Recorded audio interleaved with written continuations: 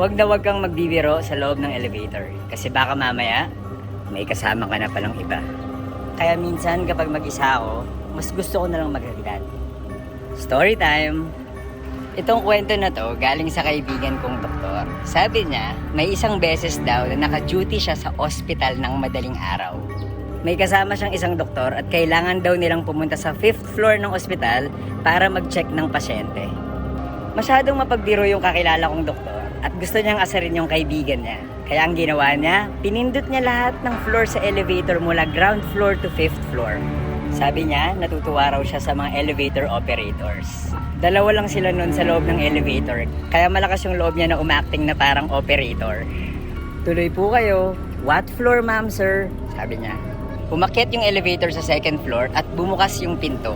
Walang tao. Pero nag-joke pa rin siya. Tuloy po kayo. What floor, ma'am, sir? Nagtawanan sila. Umakyat ulit yung elevator at bumukas sa 3rd floor. Wala na namang tao. Pero tuloy pa rin siya. Tuloy po kayo. What floor, ma'am, sir? Nagtawanan ulit sila.